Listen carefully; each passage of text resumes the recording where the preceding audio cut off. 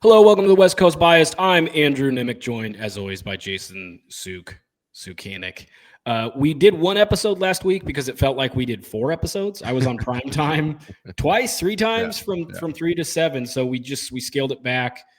We did advertise that on social, but I think we're back for 2 episodes a week again here now.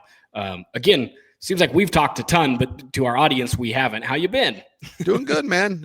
Had a great Thanksgiving, and so now we got a college football bracket ahead of us. NFL's in full swing. This is my favorite time of the year, hands down. I love Christmas time.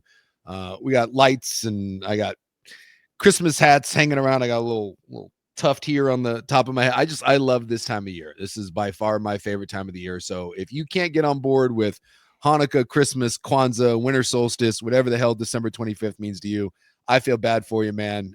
Lighten up, because it's a great time of the year. Family and friends gathering around, and I eat too much, I drink too much. It's just I love it.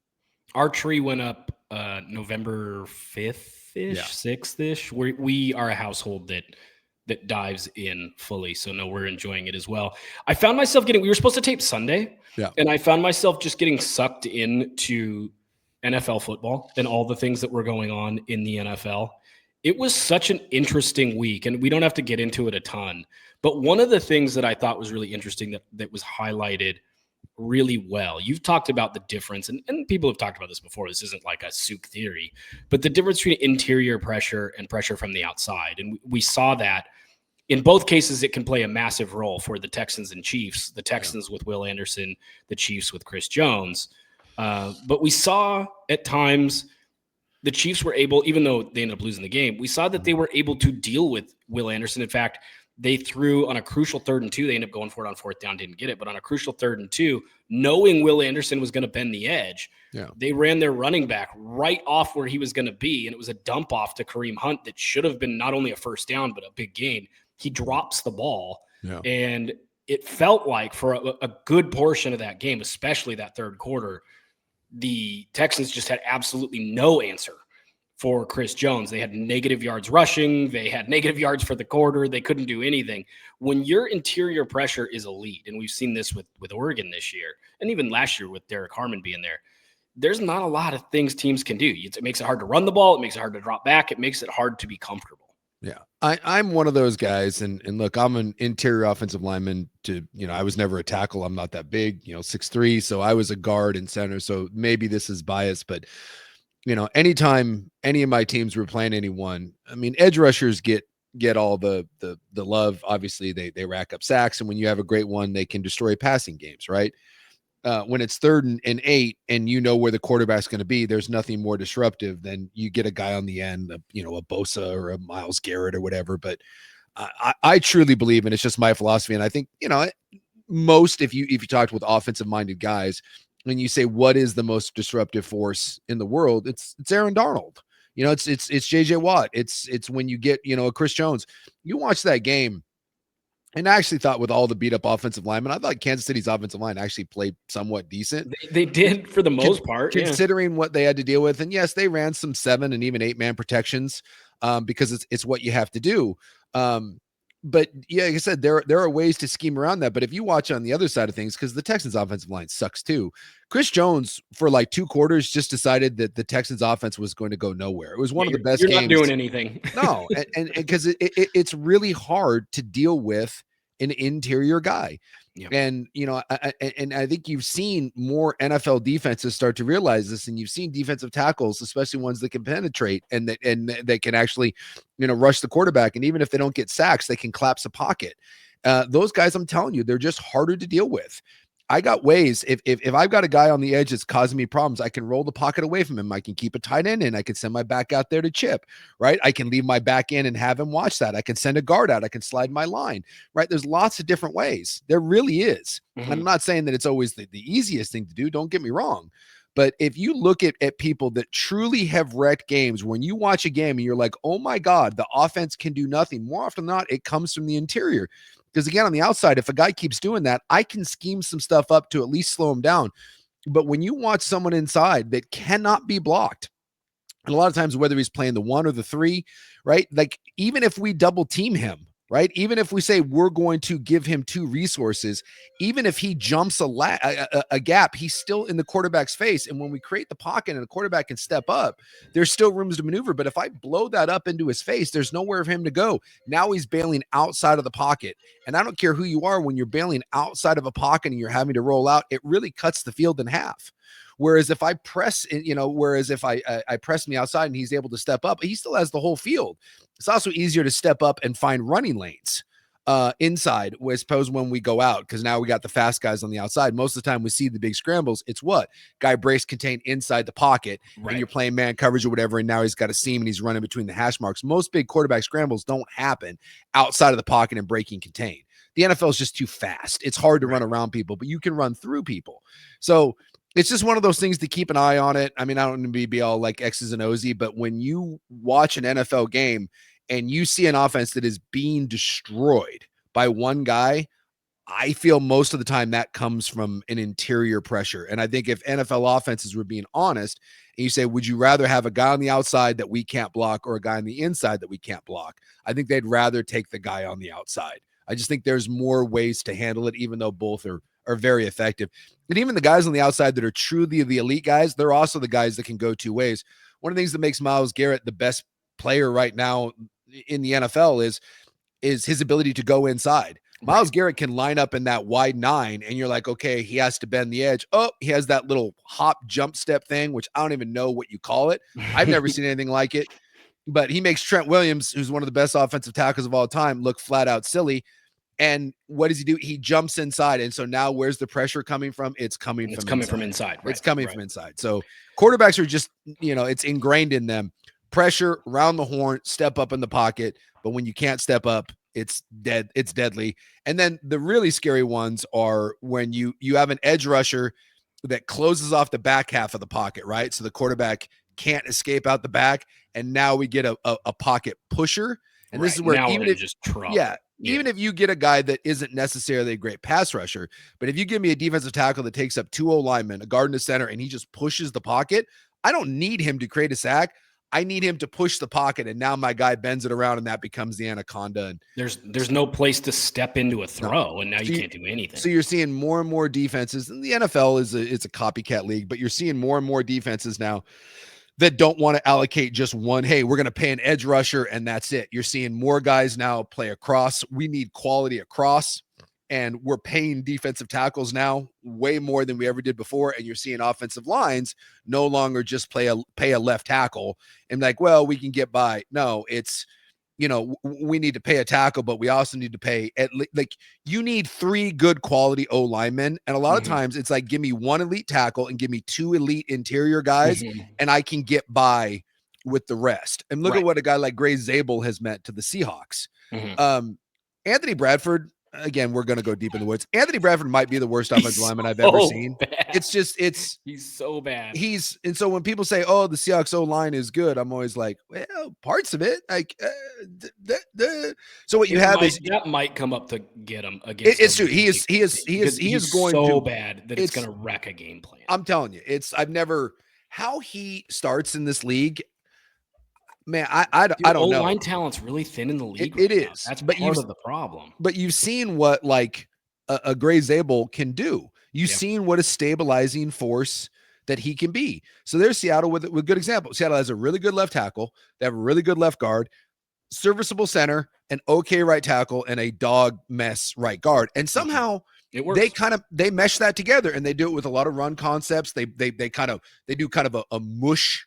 Like mush play action sets where they kind of squeeze everything together and try to like minimize Bradford and not put Abe Lucas out on big one-on-one islands. And so they scheme around it. So I just think that's kind of become the norm in the NFL is if you give me 3 O linemen and a guy in the interior where I'm not going to get the pocket shoved back into my face, I can kind of make do with that. But the Niners have this to some extent. They've got Trent Williams. Yep. They took Pooney, who ended up being their good interior guy. Brendel, their center, is one of the worst centers in the league. Their other guard is not very good. And to be honest, their right tackle's been a top 20-ish tackle in the league, and that's good enough. 2 good tackles and 1 good, and there's your 3. That's kind of what it's become. Yeah. A few things stood out to me this week. There's a bunch of O-line like from random. That's how much of a nerd Nemec is when it comes to like football. He's like texting me. He's like interior pressure. He's like, you were talking about this, and then here we are. Like, you get me wound up. I'm like, I can't help it. I do 10 minutes on interior pressure and schemes, and we'll talk about mush rush next and squeezing the pocket. The Detroit Lions and the mush rush, the new wave of NFL defenses. And it's totally, I mean, truly, it's not as you know, but not everybody listening knows. There's no act to it. Like, we were supposed to tape Sunday. I got so excited about a vintage Chris Jones game and just really the battle of two awful O-lines and how you scheme, and two good coordinators, although the Texans like OC is not special, but the Chiefs is, and see how you deal with pressure on the edge versus pressure on the inside. I thought it was a fascinating game to learn from. And so I was just fascinated by it. I love watching one-man wrecking crews. Yes. I do. And watching Chris Jones play, it was like, this is how dumb I am. Like, it was my favorite game of the week by a long way. Dude, just every now and then it fascinates me. Aaron Donald is one of my favorite players of all time. Amazing. Just because to see just one guy, no matter what you do, it's like, no, nothing's going to work. Michael Bennett, and this is going to be weird. Again, we're going to go deep in the weeds. Michael Bennett will not be remembered by most NFL people. Right. Michael Bennett, and go back and watch that Broncos Seahawks Super Bowl. Yep. And we all talk about the Legion of Boom and look, don't get me wrong, Cam Chancellor and Sherman and all those guys, phenomenal. Go back and watch that Super Bowl and watch Michael Bennett. If you want to see a team, and even New England, you can watch the New England one too that Seattle ended up losing. Go watch those two Super Bowls and watch 72 in his little hutch pads. That dude in both of those games was the best player on the football team. Football field. Yeah. He could not be blocked. And he didn't always make the play, but everything that he did on that field was like, my God, that his level versus what everyone else was. He was playing a different game. And I just love watching. I love watching defensive linemen and especially defensive tackles. I just love because they just don't get the credit. But watching a guy like that and to see Chris Jones kind of turn back the clock, who's having a fine year, but cool. He's been banged up. He's banged up in his best years. Yeah, he's the guy's not. He's not going to be the old Chris Jones, but dude, every now and then watching a guy shove the sun back up in the sky and be like, oh yeah, you remember me? You remember me? Like, yeah, I may not be Aaron Donald, but that dude has been the second best defensive lineman in the game for like a decade. He wasn't Aaron Donald. He wasn't JJ Watt and he wasn't Aaron Donald, but boy, he was real close. And I just like watching someone like that remind you of, yeah, I'm really good at this, and I will single-handedly take over this game, and yet it wasn't enough because, well, for other reasons. The Chiefs are a disaster. I also found myself turning to the Titans-Browns game for some reason, just because I couldn't believe they were scoring. I just assumed it was pick sixes and all sorts of nonsense. Yeah. The narrative on Shedeur is so funny because I had a third-round grade on him and said he needs to speed up his processing. He's not a very good athlete. He tries to escape out of the back of the pocket, and then he makes one or two hero throws a game or attempts to when he doesn't have a very good arm. All of that is exactly what you're seeing. You're seeing an experienced quarterback who's able to hit the ground running as a rookie, has some really bad habits, tries to escape out of the pocket backwards and takes some terrible sacks. He's exactly a scouting report. And if you take the emotion out of it, he's doing what you think. His flaws, by the way, really loud. If you were to scout him and say, okay, we know he's their starter, and this happens all the time. We see rookie regression. It happened to CJ Stroud. It happened to Jaden Daniels, whether he's hurt or not. It happened with Jaden Daniels. It happens with everybody who hits the ground running to some extent. If the Browns were to say going into next offseason, Shedeur Sanders is our starter for next year, teams would scout him and he would have a pretty serious regression because he's pretty limited right now in what he can do. There was really high highs where you go, wow, he can do some really special things. There's also just, and it's the people who don't like Shedeur for honest reasons. Sure. His lows, some of the things he does that are just like insanity. He dropped back and pointed his receiver at one point, and I just started laughing. And I listened to the Robert Mays podcast this morning, and they pointed it out too. I thought I was going to be the only one who like made a thing out of this. He drops back, and usually in a scramble drill, you'll point like, hey, come back to me or whatever. He's in the middle of his drop back, Yeah. And the pressure's there so quick. He starts pointing at his receivers and is like, dude, the play's scripted so far. You shouldn't be pointing. That's like very like little kid playground ball. Yeah. It's very weird that he did that. I have never seen that in my life. I've seen it when a play breaks down. Yeah. I have never seen it like 2.8 seconds into a play. It was really funny. And I just immediately thought of that and was like, oh my God, I can't wait to talk about this on the podcast. Yeah. And then Robert Mays and his crew brought it up as well. As like, that's the most insane thing I've seen in a football field in a long time. Well, and it was nuts, dude. He had a terrible pick. He had a terrible overthrow. That interception is so unforgivably bad. You know, at the same time, is what I say, like, you know me, that if you've been listening to my show or this podcast, as long as it's not Arch Manning, you are a reasonable man. I try to be. I try to be a reasonable guy on these sorts of things, and I just think it's really unfair, right? What's been done to this kid, but a lot of it is his own fault. Like him and his family have done more to hurt their cause than anyone else. And I think there's race baiting that goes on. There's just so much crap, and there's so much crap that gets thrown against the wall. Has he shown enough to warrant a look for the rest of the year? Yes. For the rest of the year, sure. Because Cleveland has nothing going on, and he's been by far the most intriguing guy under center for them. So, and I had him higher in my draft grade. I had a third on Shedeur, and I had day 3 on Dylan Gabriel. I did. But at the same time, can we please have it's like I said, it was a nice day. He had a nice day against the Titans. He played like a third rounder against a bad team who has bad habits, but is one of the worst teams in football. They lost the game, but it certainly wasn't his fault. I mean, you could say the overthrow and the interception maybe, but like he played well. But on the year, he is 54 of 103. That is 52%. That's not good. And he's averaging 7 yards of completion. Okay, he's throwing mediocre, but he throws a nice deep ball, and he has 5 touchdowns and he has 3 picks. Mm-hmm. And he's taken some drive killing sacks regularly because he backs them. So like there's some good there. He throws a nice deep ball. He's had a couple nice off platform throws. I thought by far a couple throws against Tennessee were the best throws he's had. There were some big time NFL throws in there. So like there's some stuff there, and it warrants taking a long look at him. But my God, I just the insincerity in the way we talk about him, whether we're crapping on him or whether we're praising him, it's insane. Mm-hmm. Again, 52%. I mean, even if you're completing 60% of your balls in the NFL, that's like, ooh, I don't know. But to be completing half of your throws, 5 touchdowns, 3 picks. Yeah. I mean, can we just... He is exactly who I thought he would be in the NFL right now. He's exactly who I thought he'd be. We have just got to take a break from this whole thing. And so coming up here, right, he's got the Bears, he's got the Bills, he's got the Steelers. So, you know, those are, I guess right now, those are all playoff teams, including Pittsburgh.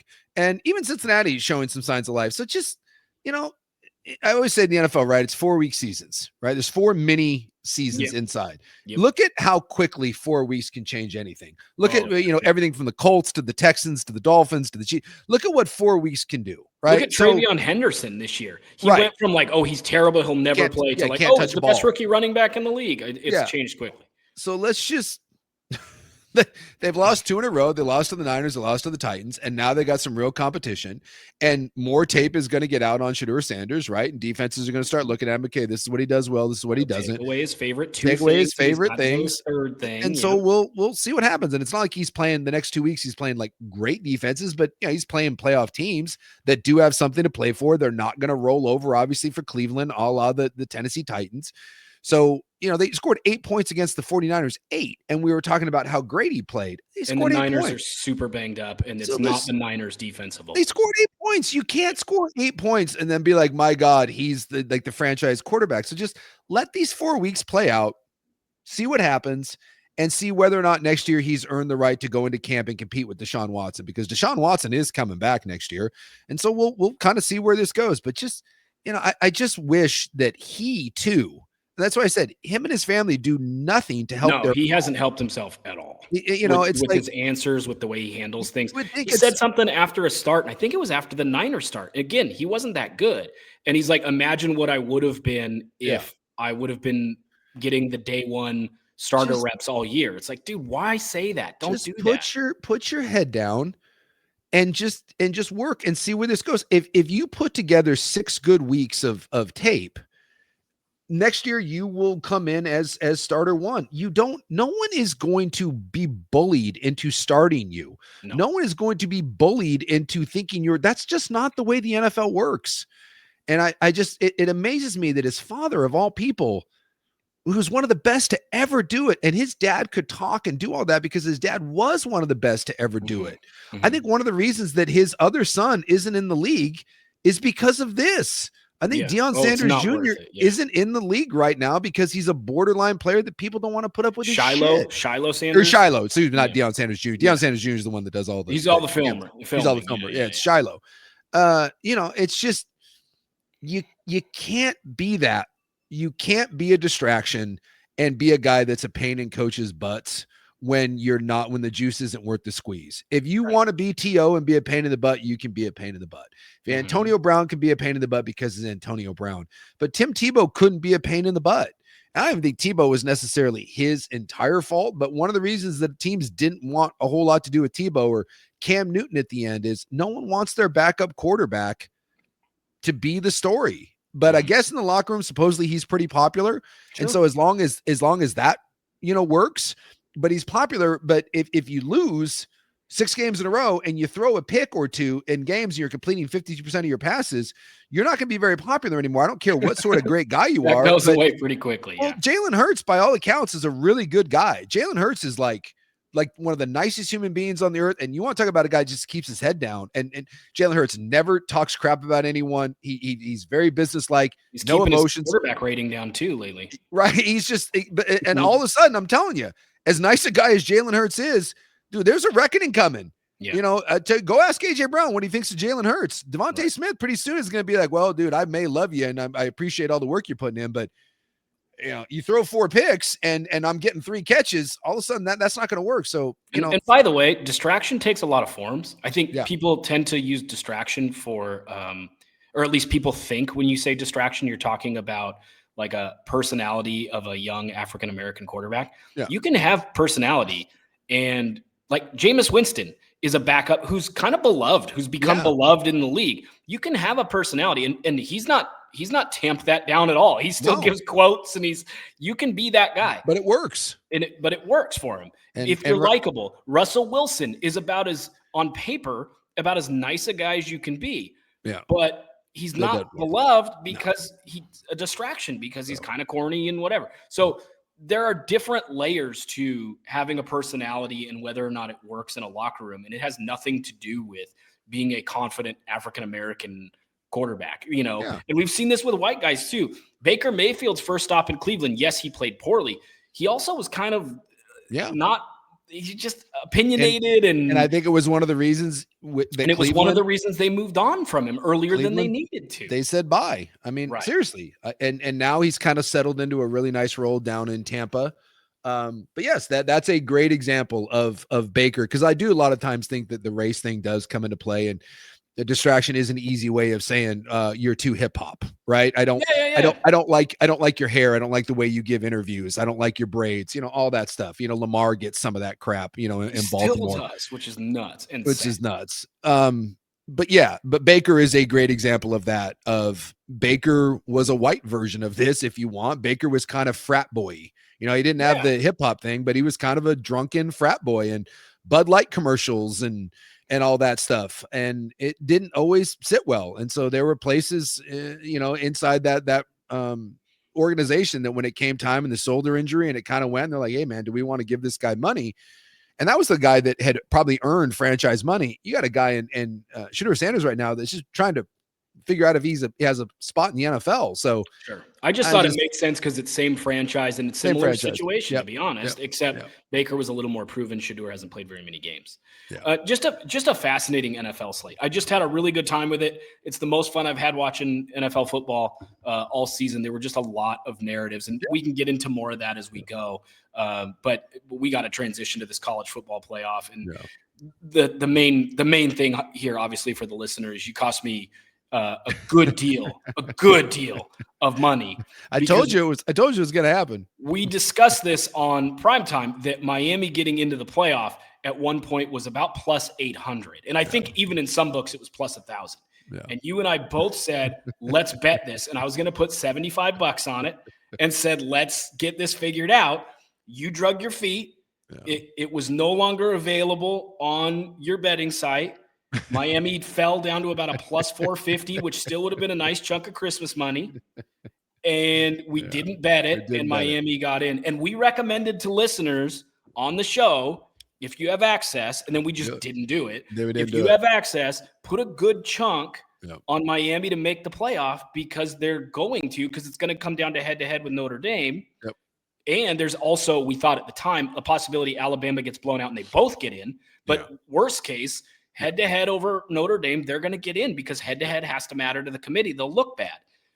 And I knew that. The only way they got in, and I didn't get my $600 that I should have.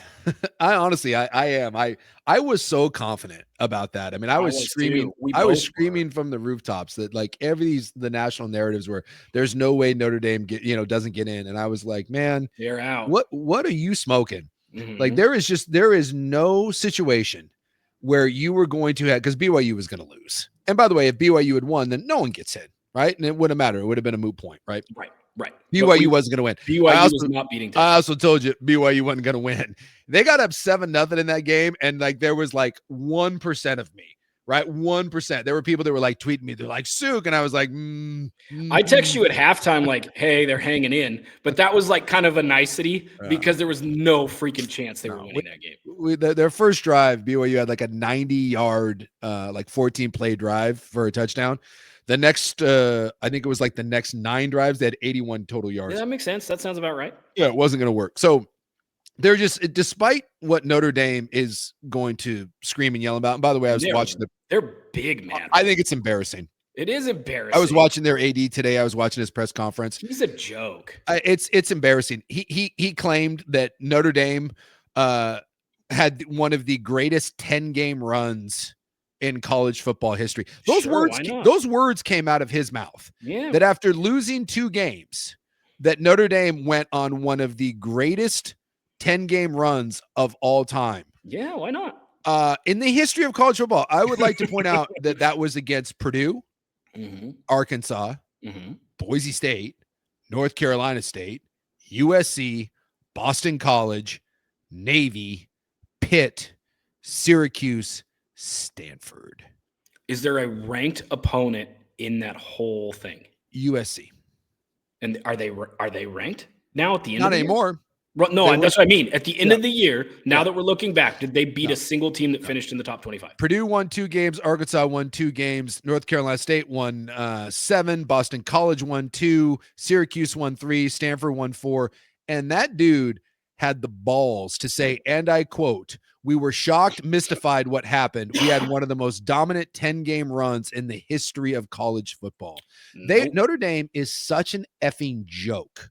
And this whole idea that I want the ACC to tell them to go blank themselves. Yep. I want the rest of college football to be like, cool, man, you don't want to play, go schedule someone else. You don't want to be part of the ACC? Go schedule your own independent schedule. Go join the Big Ten. They'll be happy to have your brain. And the Big Ten to look at and be like, nah, we don't need any of this stuff.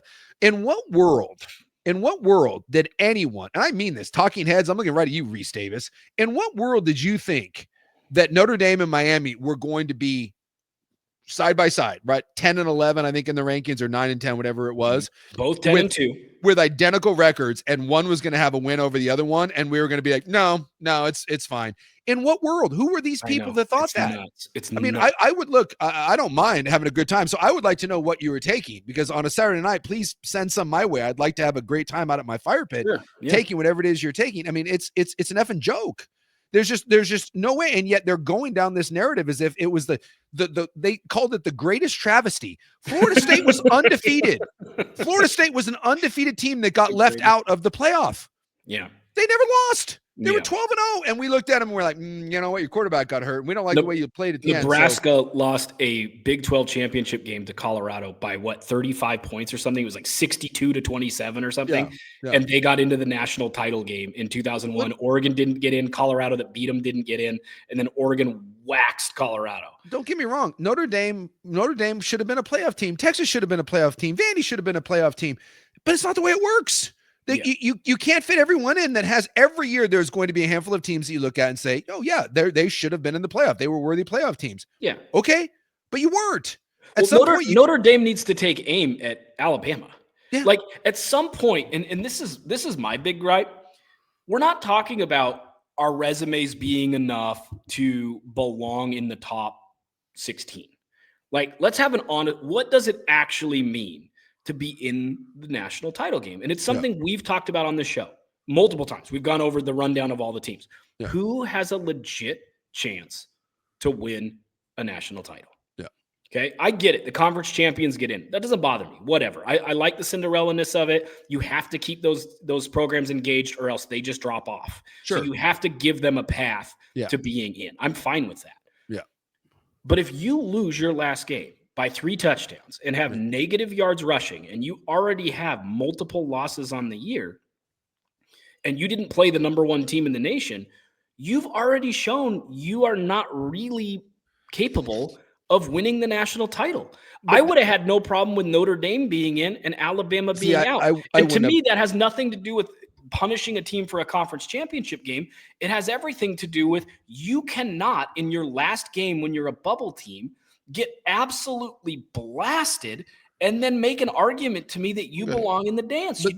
But this is why I'll push back. And again, there's no right or wrong answer to this. No. But I think both opinions are valid. I will push back because then what you're saying is you're rewarding Notre Dame for doing nothing. You're rewarding Texas for doing nothing. No, that's not true. Stop. Let me finish. So Notre Dame plays 12 games. Alabama plays 12 games, right? Mm-hmm. Both have 2 losses. Both are 2-loss teams, right? And so then you get to say at the end, your 2 losses, you get to sit and be fine. But you over here, you now have to go play the number 3 team in the country on a neutral field in Georgia, by the way. Yeah, right. And I actually think Georgia's the second best team in the country. I think it's Ohio State and it's Georgia. No offense to Indiana. So now you go tell Alabama, you have to go do this. If that's the point, and you then get to go tell Alabama that they're done, then there is absolutely you're saying at that point that conference title games, you should opt out of your. You should opt out and just say, well, I'm not playing this. I get it. So you can't. I mean, that just like as much as it sucks to have Alabama in after what happened, I get it because I'm with you too. Like that look. I mean, they did it to BYU. I mean, BYU was 11-1, and they looked at him and were like, But again, not all conferences are created equal, right? You have to be able to delineate somehow.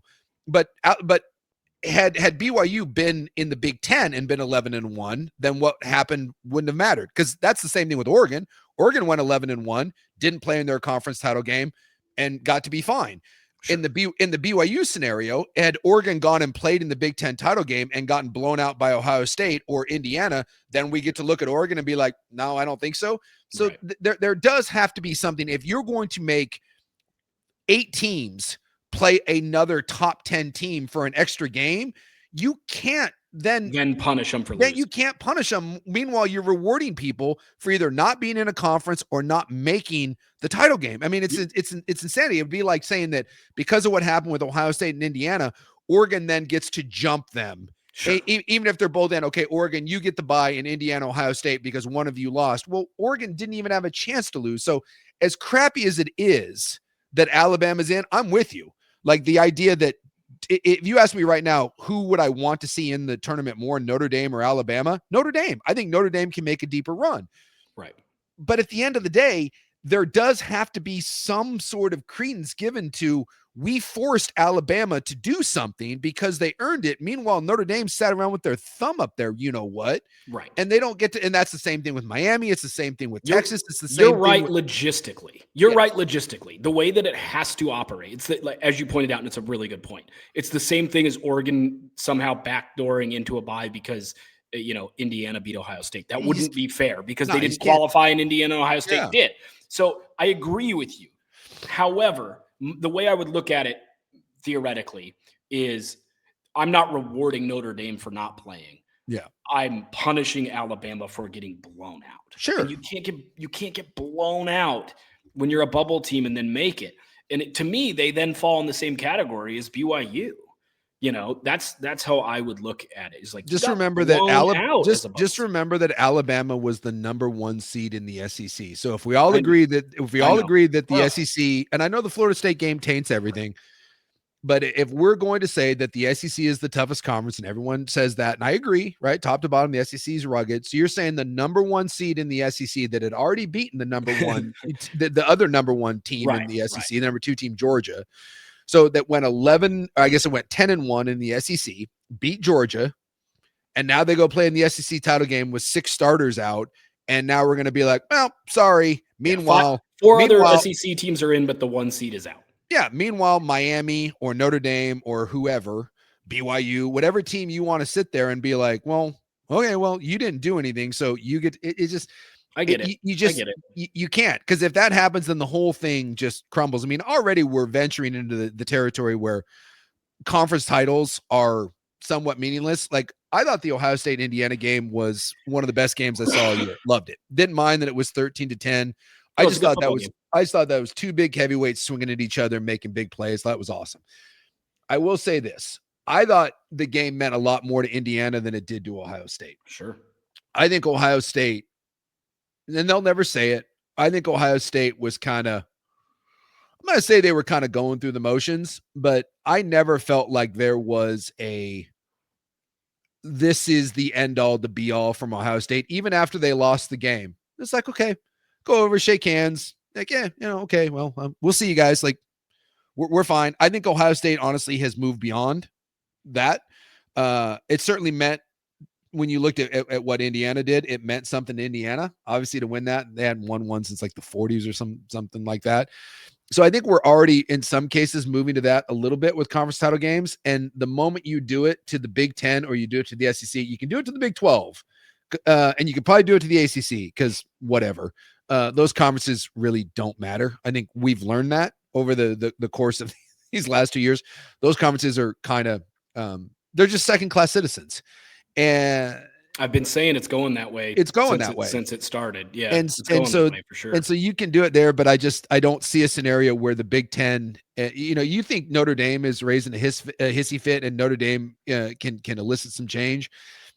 Take a 1-loss Big Ten or 1-loss SEC team, the number 1 seed in that conference, and kick them out. Well, I mean, it's Ohio State, right? Let's say Ohio State had lost that last game against Michigan. Mm-hmm. And they're the number 4 or 5 team in the country at that point. Mm-hmm. And then they lose to Indiana in the Big Ten title game. And then we go tell Ohio State that they don't get in. No, it's not going to happen. So, it's just, is the system perfect? No, it's not. But this idea that the committee doesn't know what they're doing, the idea that the committee's just making it up as they go, they're not. They're doing best practices. Right. They're trying to follow an edict. They're trying to do this the best they can. Is it going to be perfect every time? No. Do they get it right in the last couple of years? Have they gotten it right 95% of the time? Yes. Yeah. Did they get it right this year kind of by the letter of the law? Yes. Yeah. And the only team that's freaking out, I'll give credit, like Vandy, Texas, all have good arguments. They're not freaking out. They let it go. They're upset. The only one is Notre Dame. And here's the other one too, that I'm talk about Notre Dame for being a bunch of bitches. I swear I've lost all respect for that program. You're freaking just play like a champion until it doesn't go your way, and then take your ball and go home. And they've been treated special forever. Yes. You know how many years in a row they lost bowl games because they were elevated because of their brand to a bowl game better than they should have been in? Yeah. From like 92 to fairly recently, like within the 2010s. Their record in bowl games was how many games have they lost in a row? Yeah. It was insane. I got nothing against, like, it's a good program. Played for the national title last year. It's good. Marcus Freeman in the Dome. It's good for college football. But my God, have some self-awareness. Because here's the thing: if you listen, they are not making the argument that they are better than Miami. They're not making the argument that they deserve to be in over Miami based on their resume. They're not. Listen to what they're saying. Their only argument is at no point over the last 8 weeks or whatever it was Miami ranked in front of us. So had Miami had 3 weeks ago, if someone had taken Miami and bumped them ahead of Notre Dame, this in no way would be an argument. This is not even a point. Yeah. No, the committee should have had the balls 3 weeks ago.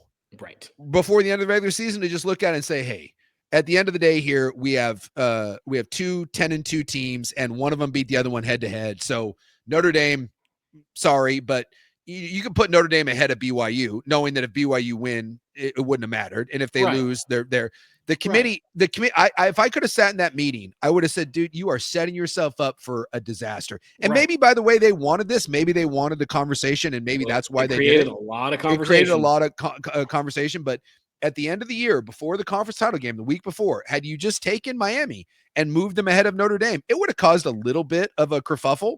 People would have been like, oh my God, they just jumped 2 spots.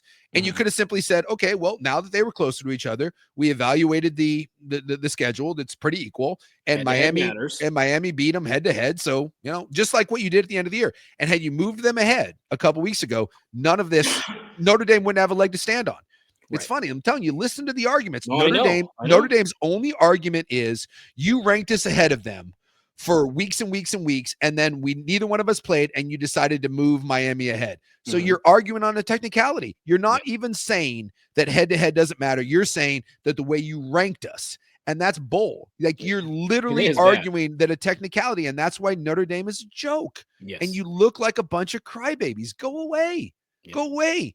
You have the same record. You have the same everything, and they beat you. Right. They beat you. Your only argument is they didn't move them ahead of us until it mattered.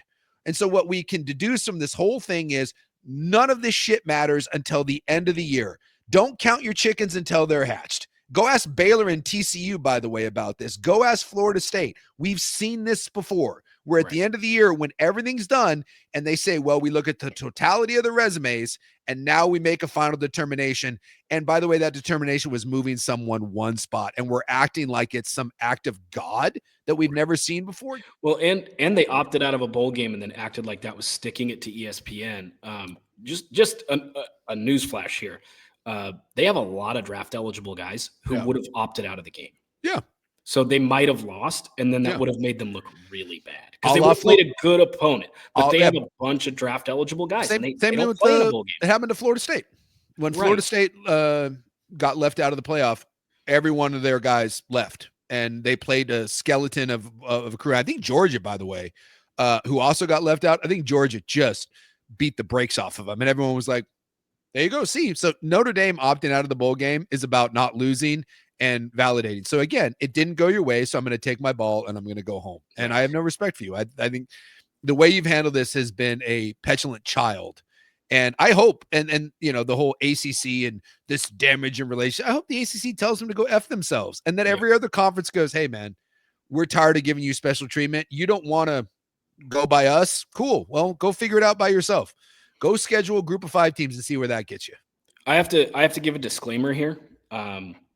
I in no way am anti-Catholic. I want to make sure that's made clear.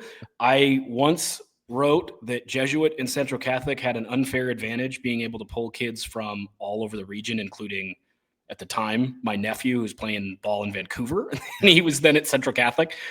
Central Catholic handed out flyers, and it wasn't the school, but someone in some sort of newsletter, not criticizing my column at the time for the Oregonian and Oregon Live, but writing that I was anti-Catholic and that my crusade was anti-Catholic. Here we are again, and I'm criticizing Notre Dame. I just want to be clear. I am in no way anti-Catholic, despite what you may have heard in various high school newsletter pamphlets. I would like to retort that I have heard that you hate God and that you are a bit of the devil. That's just what I've heard. The rumor on the street. You talk to my wife, huh? Yeah, just that idea. There's an anti. Again, anyone that knows, like I played at BYU. There's a couple BYU helmets right to the right of me, but I am not anyone that listens to me over the years. 1, I'm not a member of the church, and 2, I'm a godless heathen.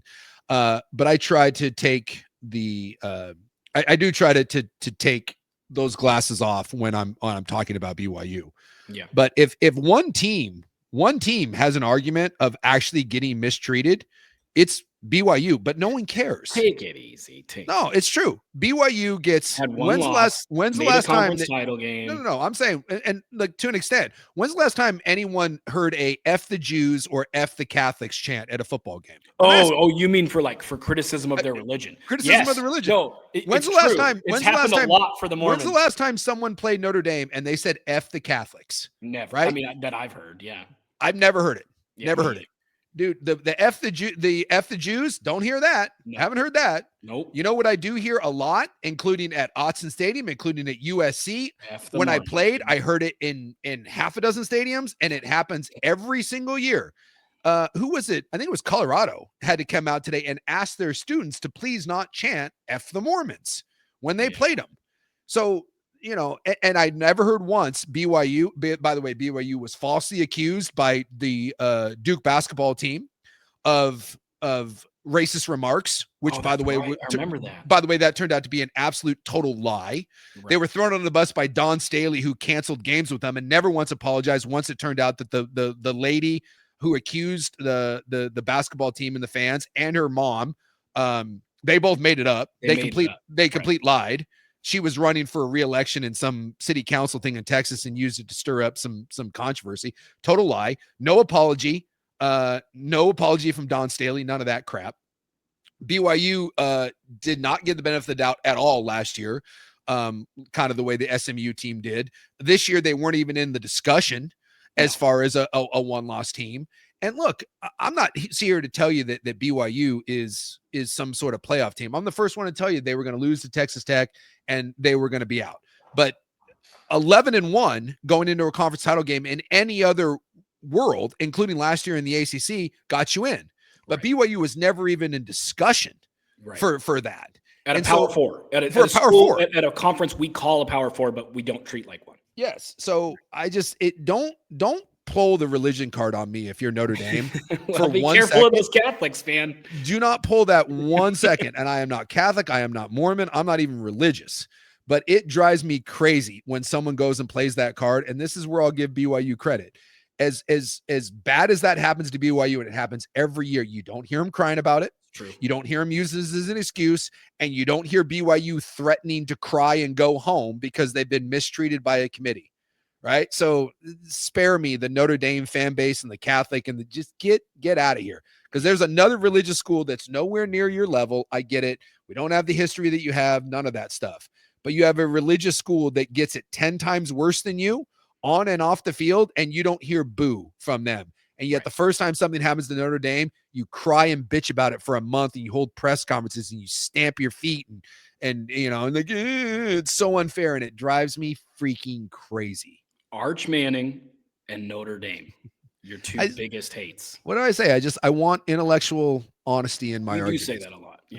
It's all I want. And you know, and when you don't have it, that's the stuff that gets a bee in my bonnet. And I think Notre Dame right now, this is honestly as bad as I've ever seen it.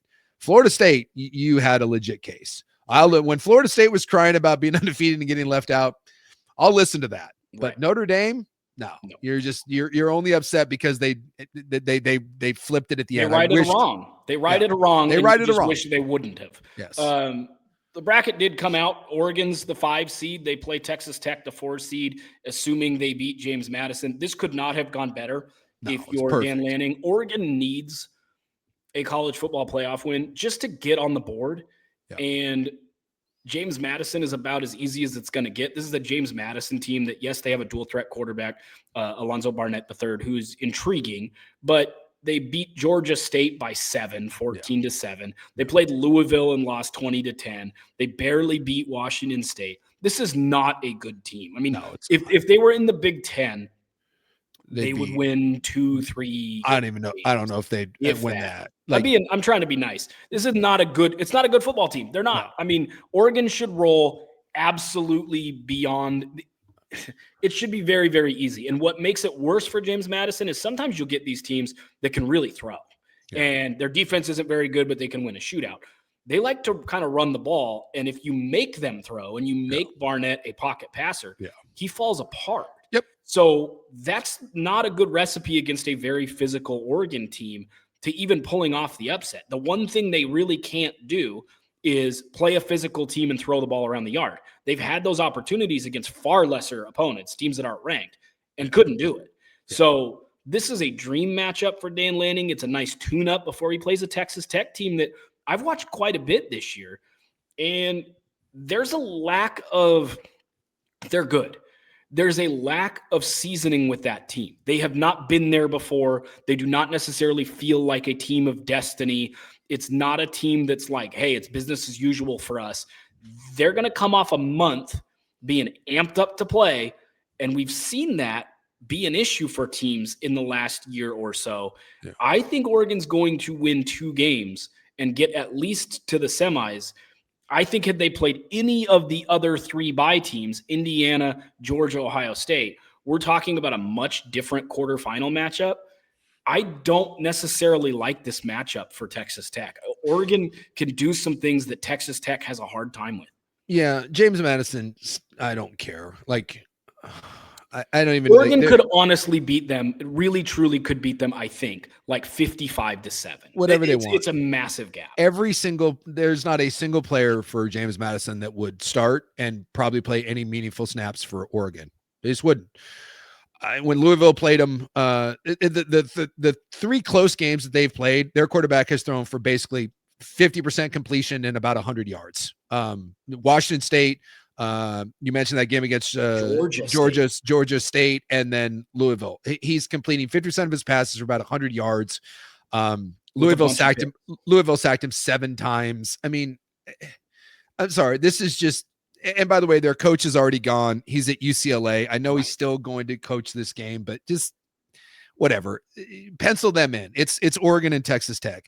The only bummer is, we really thought we were going to get an Autzen playoff game, and it was going to be like Notre Dame or Georgia. Oh my God, that would have been amazing. Miami, sure. And it's still the place is still going to be rocking, right? Still going to be a cool environment, but it's.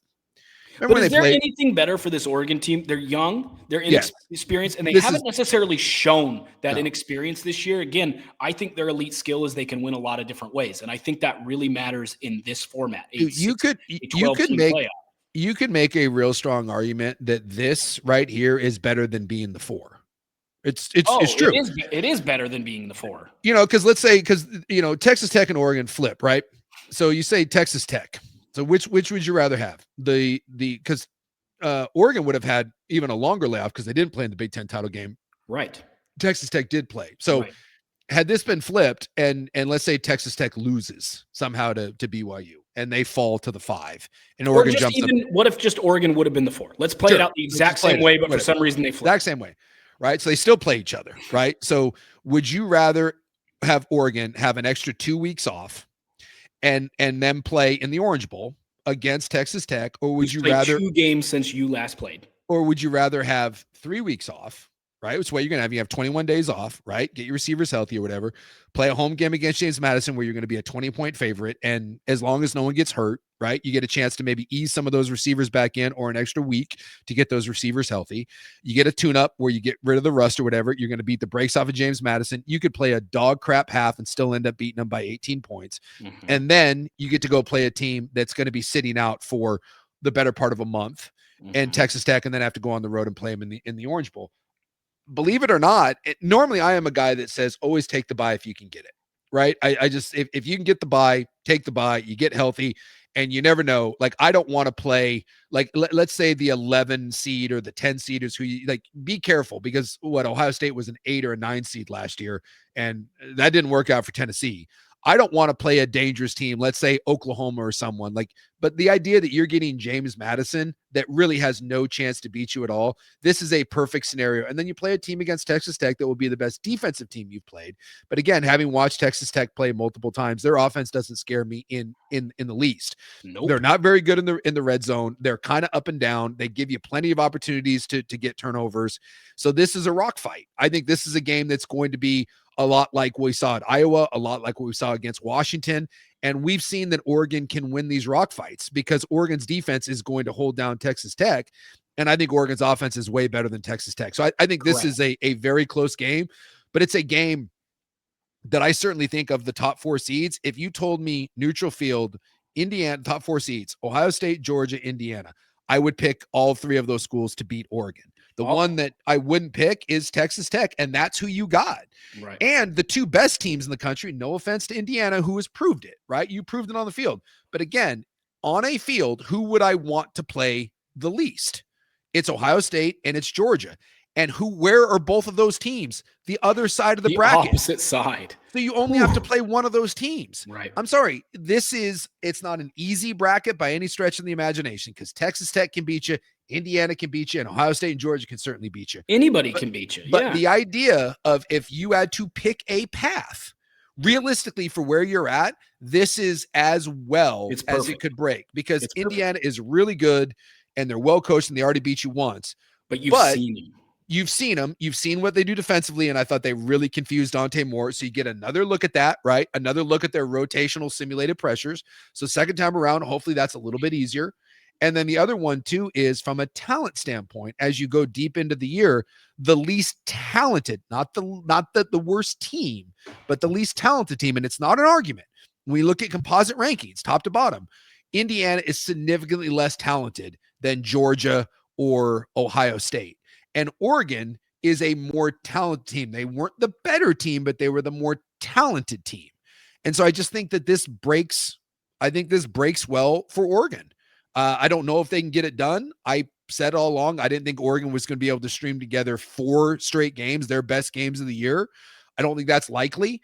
But if Oregon is going to get to a national title, this is the bracket that I would have drawn up for them to get to a national championship game. Yeah. And now you used to go out and improve it. I'm excited. I think that Texas Tech game, even though I will pick Oregon to win, I think it's going to be a hell of a game, because I don't mind defensive games. And those are going to be 2 teams just punching the living hell out of one another. Yeah. In the Orange Bowl. And when's the last time Oregon went to the Orange Bowl? I don't remember it. And all those BCS ones, there was never an Orange Bowl mixed in there. So let's go get down to Florida, see what happens. Yeah. I think this broke absolutely perfectly. I'll even do you one better. I think Texas Tech has some real vulnerabilities offensively. And I think if you look at even Texas A&M, Miami, Ole Miss, Alabama, I think you could make a strong argument. I'd rather play Texas Tech than any of those teams. Now, I wouldn't rather play them than Oklahoma, because Oklahoma, as great as their defense is, they've had real issues this year at times. Stinks. Their offense is just hot garbage. Right now, and they can put it together and be good. But Miami, there's the whole crystal ball factor. They're so physical. They've got real athletes where you don't really have an advantage there. They recruited a top 5 clip as well. So I think I'd rather play Texas Tech than even the likes of a team like Miami. I think this is a perfect bracket for Oregon. Does it guarantee they're going to make it to the semis? No. But there's not very many avenues. If you look at putting them in any other slot, and I know that wasn't realistic given that they were very likely to be 5 or 6, but I'm just theoretically put them in any other slot in where they don't get a bye, and I think their path is hard. Any other slot. You put them at 8, they have to play Indiana in the next round, and by the way, they have to play Alabama this week. You put them at 6, yes, it's Tulane, but then you've got Georgia.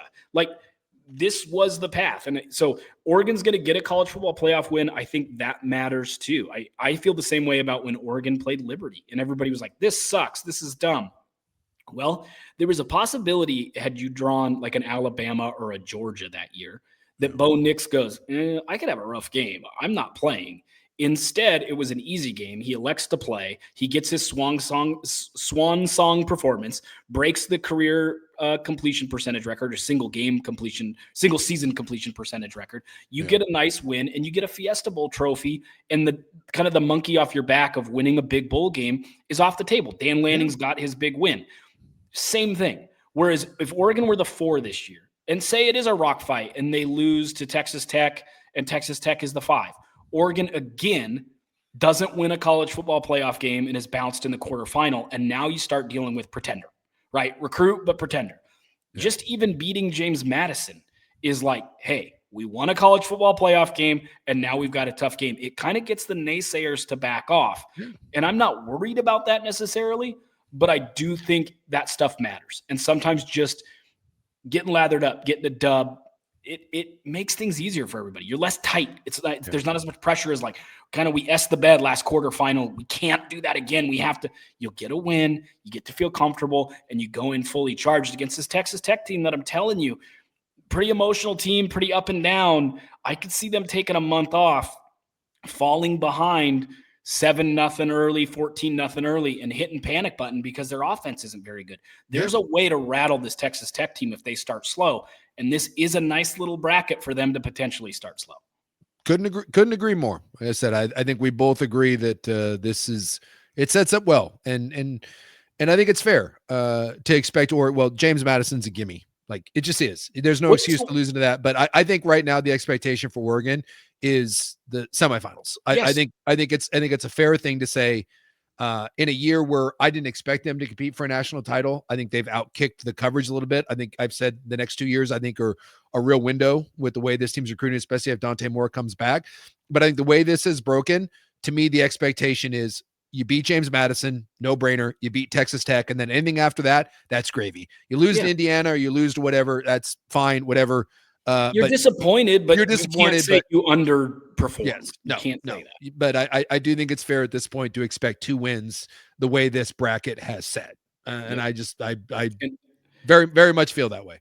And if you would have told me that even a month ago when we argued about it, whether a win in the college football playoff at the time was gravy or expected. Because remember, at the time, I think it was like Alabama, Georgia, Indiana was like, that was Ohio State was their path at the time. Yeah. And we talked about it and said, if that's their path, you were like, I don't even think a win is necessarily an expectation. If you have that kind of path, this isn't a great all-time great on paper Oregon team. They're probably better last year. They're probably better next year than they are this year. But it's set well for you now.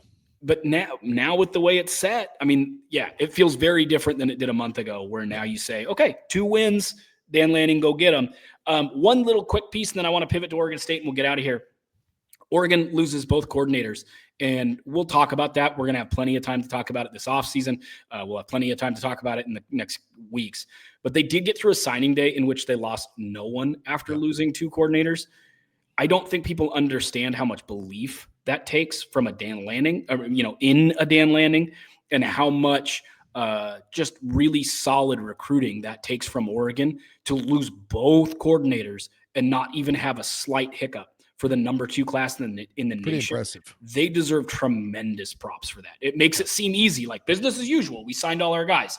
But behind the scenes, I bet that took a lot of work, and they deserve tremendous praise for landing that plane, because that was a monster recruiting class, and we've seen recruiting classes fall apart for much less than losing both your offensive and defensive coordinator. I think it helps too, promoting from within, right? I mean, no doubt. You didn't go anywhere. Both new coordinators were already on staff. You promoted within continuity. Now we get to see whether or not those 2 coordinators are up to par, and that you don't miss a beat, because that's one of those things that you never know. Sometimes promoting from within seems like the way to go to keep a recruiting class together, but calling plays is different than just being on a staff. But this is why I just say, to me, this year was anything that happened was gravy. But the next couple years, the way they're recruiting, the way they're stacking talent, I just feel like a lot of my Husky friends get mad. I just tell them, dude, it's coming. This is you can't recruit like this and keep stacking talent and not ultimate. And by the way, winning 11 and 12 games every year. Every year. Yeah. You can't keep stacking. One of these days it's going to break your way. And maybe it's this year. Maybe this is just one of those kind of Wouldn't weird, it be weird if years. This was the year, given all the years they've had. But you're just putting too much talent on the field for eventually this to not break through the way you're stacking these classes and hitting the portal. So it just feels like a program that's been on the rise and is now really mashing the gas. And I always said I didn't know if anyone would match the Chip Kelly kind of peak. And I think this is better. This is better. This is better. And I know they haven't played for the national title, and during those Chip Kelly days, you played for 2. But the teams that you're seeing, and from the NFL depth, from the physicality to the elite positions, especially up front, these are just different these are just different teams, and it doesn't look like it's stopping anytime soon. So if you don't like Oregon and you're pissy at them, well, I don't know what to tell you. They're not going anywhere. Not going anywhere. This team's Dan Lanny's not going anywhere. They're not going to be able. They're not going to stop recruiting. They're not going to stop hitting the transfer portal. It's watch if Dante Moore does leave, Sam Levitt will be the next quarterback here, and it's things are going well in Oregon, regardless of what happens this year. They're set up real well for the future. Oregon State hires Jamarcus Shepard. We've got our first small taste of what he's doing. I liken it to kind of playing a small ball in baseball. They haven't done anything to warrant a home run swing yet because he's had like a week. There isn't. But his press conference was a single or double. Signing day to me was a double. It was the highest rated average commit in the class in a decade. They flipped an Ole Miss wide receiver with 20 scholarship offers. They landed a late bloomer out of the South that had 24 and a half sacks his senior year. And Alabama was kind of sniffing around. And of course, they knew that because they were on staff. So, yes, he's committed to South Alabama, but he had late top 10 in the nation program buzz. And they're able to capitalize and pick him up. They re-add Lance McGee, this running back from Washington who led his team to a state title, rushing for like 700 yards and 11 touchdowns in the semifinal and the state title game. To me, a lot of singles and doubles. I'm hearing really positive things from high school coaches in terms of reach out and the optics of what they've done so far. I'm just really encouraged. I think I've argued for a decade that, and surprise the frickin' prize, guys like Gary Anderson, Jonathan Smith, and Trent Bray are not the most dynamic personalities in a living room. And for some reason, there's been pushback on that. Like, Nemec, you're so negative about recruiting. Those guys are awful frickin' recruiters. They might be decent coaches or position coaches or coordinators, but they're not dynamic recruiters. And because you're Oregon State, I think for years they thought, well, all we can get is like the 70th best class in America. BS, man. There's been so much meat on the bone in recruiting that they could have gotten. You're already seeing that with signing day. They flipped guys to their program for the first time in a signing day that were like meaningful players in like 5 years. They had their best average per commit in a decade. And it took Jamarcus Shepard a week. Like, things are going to get better. You're playing in a Pac-12. By the way, they finished second in the Pac-12 in terms of average rating per commit. We talk about having, like for Oregon, having enough of those guys that you're at the top tier, eventually you break through. Same thing goes on the conference level. If you're constantly recruiting at the top 2, 3 in your conference, you're going to break through and win. Yeah. And so if they can stack that, have a good transfer portal class, add some alignment, I'd watch very closely for Austin Mack. If Ty Simpson comes back, the Folsom quarterback, they signed 2 Folsom receivers late. They've connected with Folsom. Austin Mack, the Alabama backup quarterback from Folsom High School. Oregon State made his list of finalists coming out of high school, despite the fact that Oregon State was Oregon State and Austin Mack was a top 100 prospect in America. So watch for that. If he hits the portal, very easily could end up there. Again, none of this stuff's a home run, but it sure feels like a whole lot of singles and doubles, and eventually that gets runs on the board. Well, and it's you just need positive momentum. That program needs positive momentum in the worst possible way. And it feels like all you can ask up at this point is that to change the narrative of the program. And in the span of a couple of weeks, I think that Shepard has changed the narrative of the program. I've heard from Beaver fan that is like, dude, it's the first time I felt good about us since the fall of the conference. And, it's all. Look at Washington State too. Look at how quickly it can change. Like Washington State, like, hey, we're going to a bowl game and we've got our guy, and then he leaves. Like Jimmy Rogers is gone after a year, and it's like, my God, how quickly the rug can get pulled out from underneath you. And for Oregon State, you went from like the worst season, like, oh my God, this is a disaster. Our coach is fired. We suck. No one wants anything to do with us. And now you hire this guy. He has one good press conference. He has one decent little day of recruiting, and he got some positive momentum. And all of a sudden we're like, hey, we're feeling really good about ourselves. And that's how quickly, quickly stuff can change. So just a lot of positive momentum right now for Oregon State, and good. They deserve it. Yep. I couldn't be any happier for them, because God, that program has just been, they've been through a lot. And I'm glad to see that they are not on the other side of it, but I'm glad to see that there's maybe a light at the end of the tunnel that isn't the train coming at you. So sure. Hopefully they stack together. And like you said, there's no reason that Oregon State next year in the Pac-12 can't be a bowl team and can't be competing for a Pac-12 title. Yeah. And if you do that, look at Tulane. Now they're going to close that loophole, but there's access to the playoff if you're the if you're the best group of 5, or in this case, the second best group of 5, James Madison and Tulane. So hopefully brighter days ahead.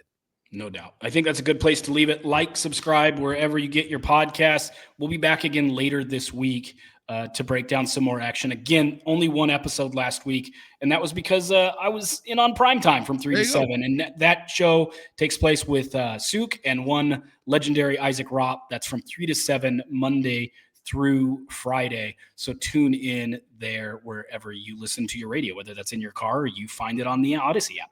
Yeah. Thanks, everybody.